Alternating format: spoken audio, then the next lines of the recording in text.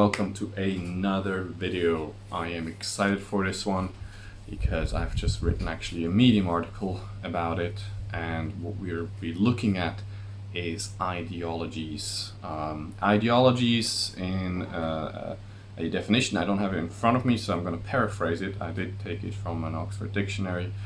An ideology is a set of ideas and ideals that are used to, especially in politics and economics, and they can also be, the second definition is that they can be that there's a certain set of beliefs for a certain social group that the social group is adhering to, right? So this is kind of the framework of ideologies, and ideologies can be quite useful because ideologies give us a direction, right? They give us a north star, right? For example, if certain ideals that you're striving towards, it's a north star that you're heading towards. This is where you want to go, so it gives you a certain direction. If you have a set of ideas that help you govern certain things and make things, put systems around them, they're useful. It's a useful thing to have because it helps you govern larger groups of people who ascribe to the same ideas, right? So if ideologies were used in this kind of way, they would actually be useful. They would be useful tools.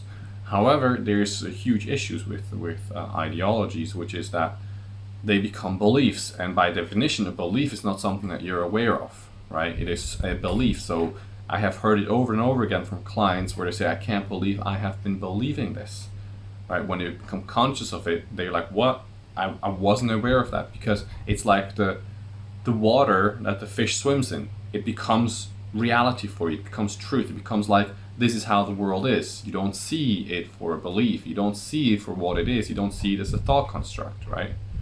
And so that is where the issue comes, and that is not just inherent in ideologies, it's inherent in any kind of belief you have, right? But with ideologies it becomes problematic because they go further than that. They become not just beliefs, they often become identities that we build identities around them, right? It becomes us. The set of beliefs becomes us. And suddenly the ideology is personal. And so if anyone asks you or presents a counter argument or asks a critical question, you get defensive because your identity is at stake. Or your whole the group is at stake, because that's what binds the group together. And so it becomes very problematic because suddenly the ideology, which is supposed to be a tool, controls you. And you cannot actually use it anymore because you don't see it for what it is anymore, right? And that really binds you, it puts you into a bind, right? You're trapped. You cannot do anything really about it anymore. It's done. You're in it, right? Luckily, of course, you can investigate it, you can take a look at it, and you can find your way out of it again.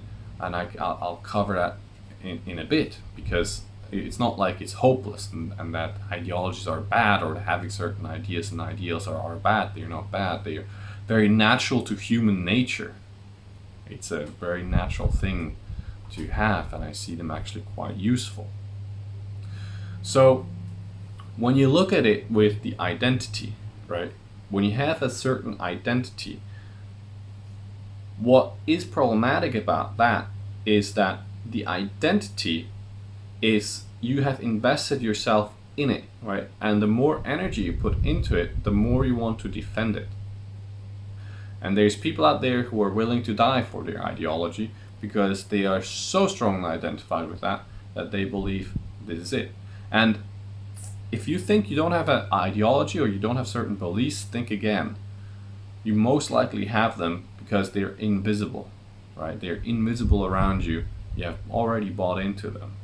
We all are susceptible to those kind of beliefs, but it's hard to discover them because we are not taking an honest look. And which brings me at, how to deal with this kind of thing. How you deal with it is you actually start to become honest with yourself. And how you do that is, no, you don't focus inside and be with yourself. You can do that as well, very useful. What is even more useful is to look outside. Look at other people. Look at where you are judging other people, where you think they're doing bad stuff, where you are getting angry about their behavior, about their ideas, about their critical questions and all of that. Where is it that you are getting like all riled up yourself? Look at that, because most likely you have some kind of identity hidden in there and wrapped up in it, And so looking outside and seeing, you projecting it on the outside, that's why you look outside, because you're actually walking your own projection, really. And when you start to see it, then you can start to come to yourself and see where you are believing, where are you behaving in this kind of way, where are you identified with something. Because what happens is that the things that you despise most, the things that you hate most, the things that you think are most bad, are aspects of yourself. But because you have put them in this kind of label and it's bad for you, you cannot look at them. Because if you were to look at them, you realize that you have this trait inside of you. And so you go unconscious to it and it starts controlling you, right? Which is what a whole bunch of shadow work is around, is actually bringing those suppressed ideas, not suppressed ideas, but suppressed aspects of ourselves to the light, so we can integrate them in ourselves and live a more holistic life where when those things don't come out, in a hidden kind of way, because they will come out in a hidden kind of way. So it is not so easy to start out with, because you have identified yourself with it, and so you will feel threat, right? Looking at that, your identity will feel threatened to it. But the thing is, it's not true. It's not your identity. You have identified with a thought. You're not a thought. You're the observer of a thought. But when a thought goes, when the ideology goes, you're still there. Yes, you may have different behavioral traits now because you're not blindsided by it anymore, but you're still there. So your identity is tied up into all of those things for no reason, really. You don't need to identify with it.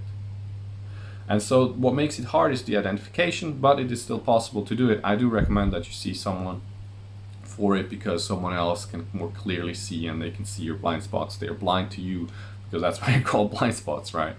So it is very useful to see someone else to help you, some kind of coach or something like that, to see through your blind spots and work through those things. Because what happens is that when you start to bring them to light, when you start to integrate them within yourselves, you have more energy, you're more at peace with yourself, you're more whole within your own self, and you can lead a more rich life. Because those suppressed things, first of all, it takes energy to suppress. Second of all, the what is suppressed has energy in itself as well. So when you start to bring that up, you don't need to suppress anymore. That's one piece of energy. Second of all, it's the aspect that you can integrate within yourself, and you can become more whole in your own being, which is something that's really beautiful, right? And it takes a real humbleness to realize, look, we are all the same. We are just as fallible as any other human being. We can buy into ideologies just like anyone else. Ideologies are everywhere. They're in science, they're in religion, they are in social groups, they're in politics, they're everywhere. And they are everywhere, often not just in the positive sense as guiding kind of principles that we can look at and adjust when we need to, but more that they actually are set and that we start to defend and that we're identified around, right? So they are everywhere in our lives coming up. And so you most likely have some kind of ideology you have bought into that you're not even aware of. And especially if you're judgmental around ideologies, especially if you feel like you're above it, you most likely are not above it. You most likely are deeply in it, which is often the case when we have certain kind of judgments around things.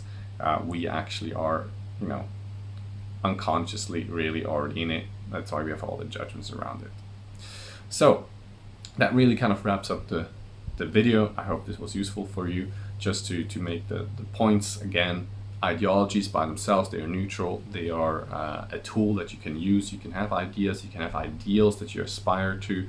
They are useful because you can revise them as well, because they are, after all, just tools. And when new facts come to light, you can change what you want to do, or when you think you need a new way of doing it, you can go ahead. So they are useful. But there is something that happens, which that they become beliefs, which means they become a reality for you. And then even worse than that, they become an identity for you, which then really gets you stuck, right? So, and then of course we have covered how to get out of it, how to look at other people and find the judgments and the things you're defensive about. And from there you can start breaking free yourself, and as well finding a coach or something like that can help you. So if If you like this video, like it, subscribe to it, hit the bell button if you want to get notified when we upload another video. I thank you very much for your attention, and I wish you a beautiful day. Take care.